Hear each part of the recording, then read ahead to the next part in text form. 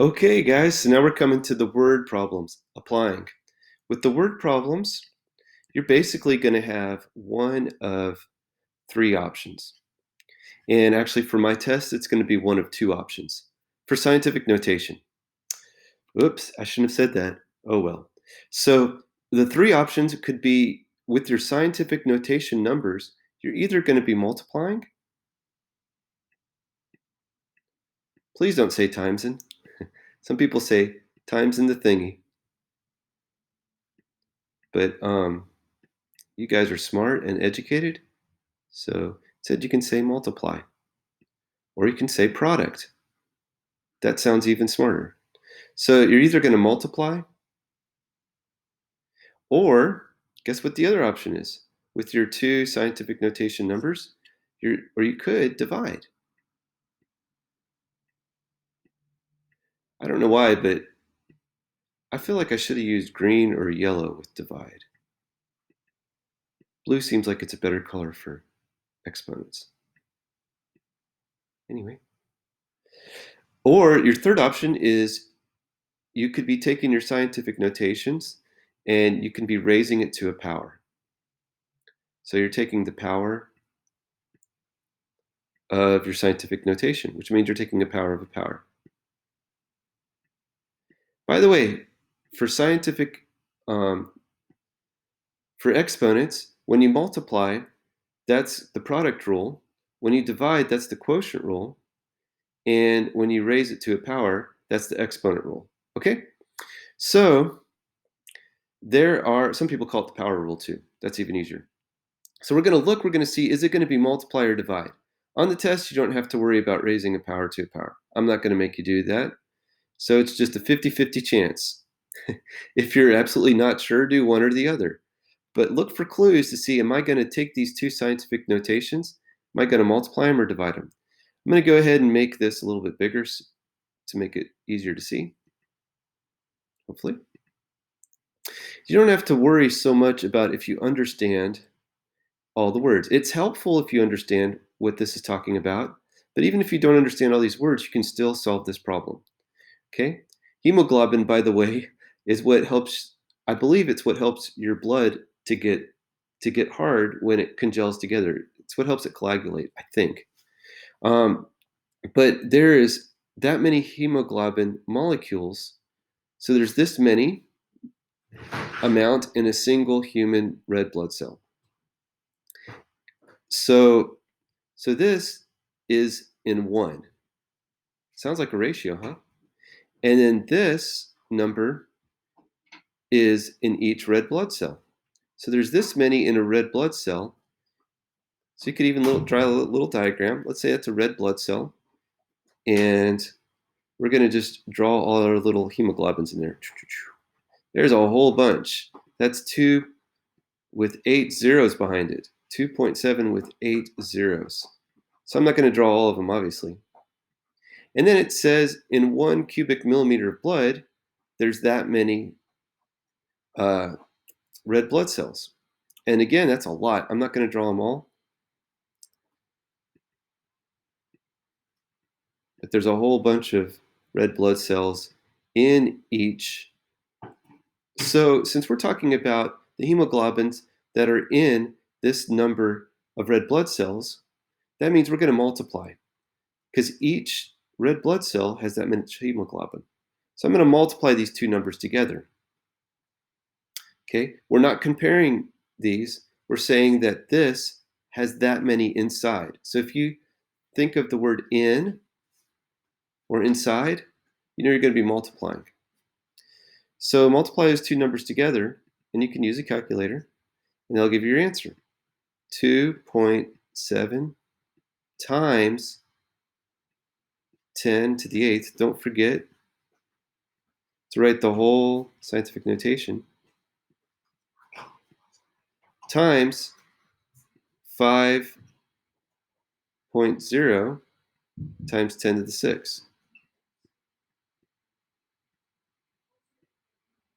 And remember, you want to show your work and you want to show your answer in scientific notation. Okay?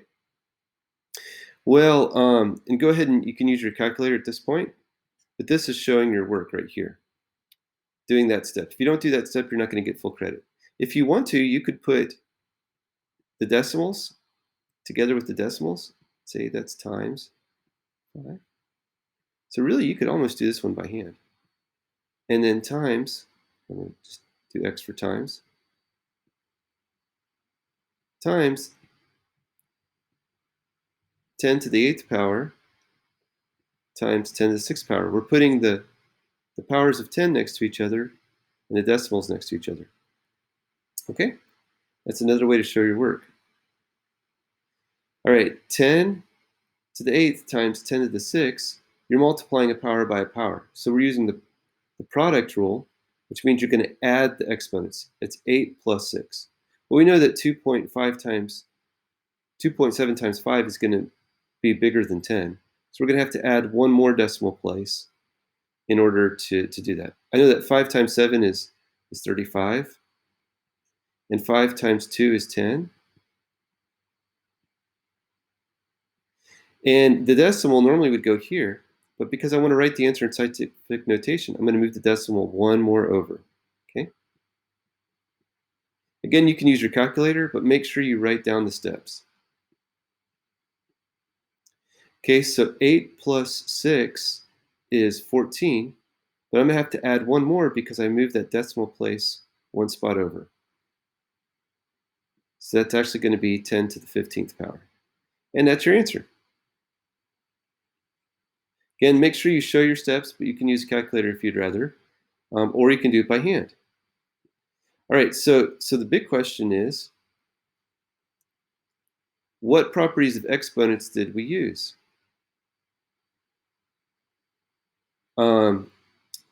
Well, we used the property, we used multiplying exponents, or you could say the product rule. And then I would like for you to write it out to say when you're multiplying powers,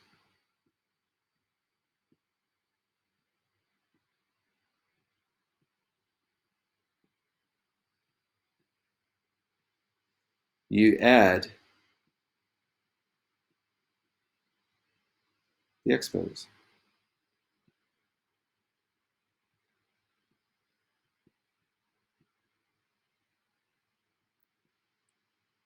Whoops. And that's an example of a word problem.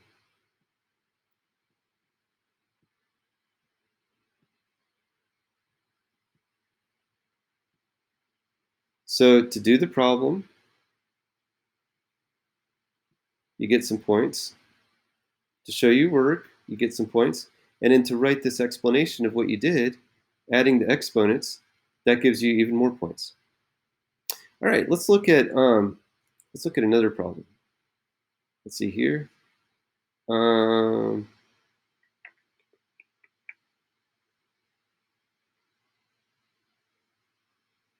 Let's do this one. Okay, let's look at number 8 here. And this is a test I made several years ago for algebra class. Okay, if an infrared wavelength measures about 8 times 10 to the negative 7 meters, and a blue wavelength measures approximately 4.5 times 10 to the negative 7 meters, about how many times longer is the infrared wavelength than the blue wavelength? Okay, so we're comparing. So how much longer is the infrared, which is this one here, to the blue wavelength, which is that one right there? Well, because we're comparing one with another, we're seeing how many times bigger that one is. We are dividing. So we're going to take this number here, and we're going to divide it by that number here. Just remember, when you do that, you have to put it in parentheses. Okay? So let's go ahead and and make sure you write it out too. So what we're going to do is we're going to do 8 times 10 to the -7 in parentheses before we divide, and then divided by, I believe it was 4.7. Is that right? 4.5. Okay, so I'm glad I checked. 4.5 again times 10 to the -2nd. So now some of you might have seen that there is actually a little shortcut here. Since both of these powers were to the -7th, I could have just eliminated them because -7 minus -7 is 0. So we could have just done 8 divided by 4.5 for this problem.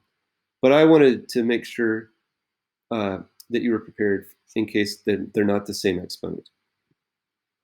Okay, so that's 1.777. We're going to round up to 1.8. So it's 1.8 times bigger, and that would be your answer. Okay, I hope this helps. You guys have a great day. Bye.